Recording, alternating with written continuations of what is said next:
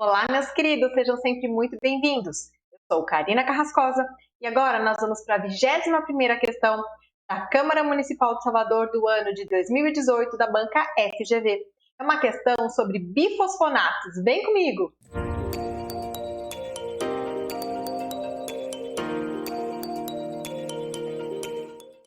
Pessoal, o que dizia essa questão?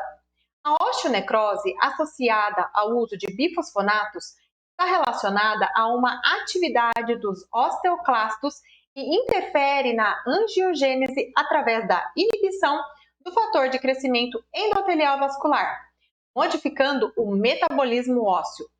Muitos pacientes apresentam potencial risco para desenvolver essa condição pós-exodontia, pois os bifosfonatos são utilizados no tratamento do quê? Alternativa A, doença de Paget. B, osteoesclerose idiopática. C, displasia cleidocraniana. D, osteoporose. E E, osteopetrose. Queridos, não esquece do like e você que ainda não é inscrito no canal, aproveita, se inscreve no canal e vem comigo resolver essa questão. Vamos revisar rapidinho cada uma dessas alterações que a questão traz para a gente. Primeiro nós temos a doença de Paget. Ela também é conhecida como osteite deformante. Ela é caracterizada por uma reabsorção e deposição óssea anárquica e anormal. Os ossos vão se tornando cada vez mais espessos, alargados e enfraquecidos. Isso vai resultar em deformidade esquelética e aumento do risco de fraturas. A doença de Paget afeta principalmente indivíduos mais velhos. Existe um aumento da frequência com o aumento da idade e ela é rara em indivíduos menores de 40 anos. Existe uma predileção pelo sexo masculino. Em relação aos ossos gnáticos, existe uma prevalência de 17% e uma leve predileção pela maxila. Algumas informações agora que são super importantes para concurso público. Radiograficamente, a gente observa uma redução da radiodensidade óssea. São os famosos flocos de algodão. Falou em flocos de algodão, tem que lembrar de doença de Paget.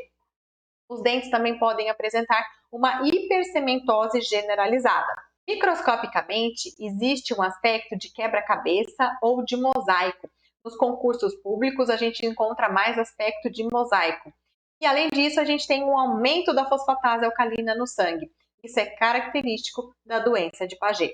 Então, pessoal, quando uma questão falar para vocês que radiograficamente tem aspecto de flocos de algodão, microscopicamente aspecto de mosaico e aumento de fosfatase alcalina no sangue, doença de Paget. Uma outra situação é a osteoesclerose idiopática. Seria um aumento focal da densidade óssea de causa desconhecida.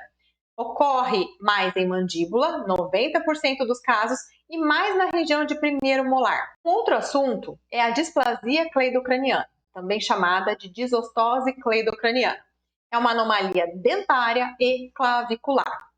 A clavícula desses pacientes ela é hipoplásica ou descontínua. Em 10% dos casos, ela é ausente. São aqueles pacientes que geralmente conseguem encostar os ombros à frente, como mostra a figura ao lado. Nesses pacientes, o palato é ogival e estreito, aumenta a prevalência de ocorrência de fenda palatina, existe uma retenção dos dentes descidos, ocorre um retardo na erupção dos permanentes, ou mesmo uma falha na erupção, os permanentes chegam a não erupcionar, e a presença de supranumerários. Como a gente vê aqui nessa radiografia panorâmica, a gente tem retenção de tecidos, permanentes não erupcionados e muitos supranumerários. Outra situação seria a osteopetrose, que é a doença do osso marmóreo. Aqui a gente tem um acentuado aumento da densidade óssea devido a uma falha da função dos osteoclastos ou da sua diferenciação.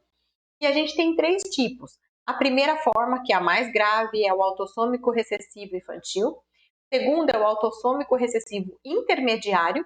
E o terceiro, autossômico dominante adulto. Por último, a gente tem a osteoporose, que é a perda progressiva da massa óssea. Os ossos vão ficando enfraquecidos e predispostos à ocorrência de fraturas. É mais comum em mulheres acima dos 45 anos após a menopausa. Aí chegamos nos bifosfonatos. Eles constituem uma classe de medicamentos que diminuem a reabsorção óssea pelos osteoclastos, propiciando assim um tecido de alta densidade.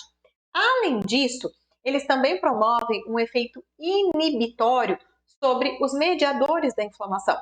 Isso vai influenciar negativamente no processo de reparo das lesões ósseas. Um outro ponto importante é que eles têm alta afinidade pelo tecido ósseo. Então, eles vão afetar o processo de remodelação óssea por muitos anos.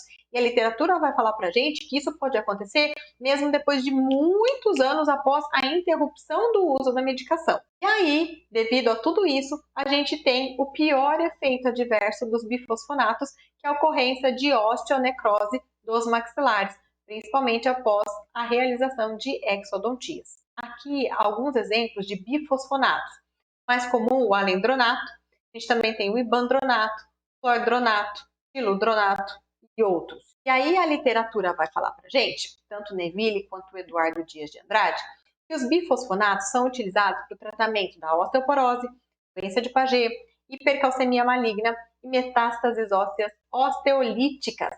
Essas metástases, elas são comuns em casos de câncer de próstata, mama e pulmão. E aí, quando a gente volta para a questão, ela quer saber para qual tipo de tratamento que os bifosfonatos são utilizados.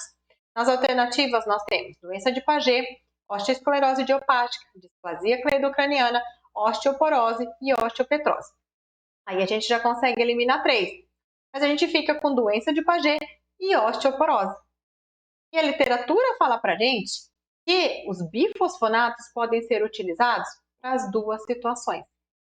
A banca considerou como correta a osteoporose. Concordo que caberia recurso.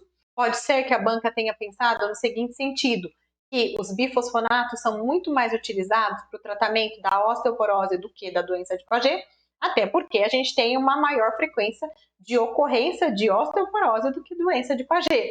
Mas continuo achando que essa questão caberia recurso, porque a literatura mostra para gente que os bifosfonatos são utilizados tanto para o tratamento de doença de Paget quanto para o tratamento de osteoporose. Pessoal, se vocês têm alguma informação adicional em relação a esse assunto, coloca aqui para a gente discutir. Agradeço mais uma vez a companhia de vocês, espero que vocês tenham compreendido, revisado esse assunto. Te vejo numa próxima questão. Tchau!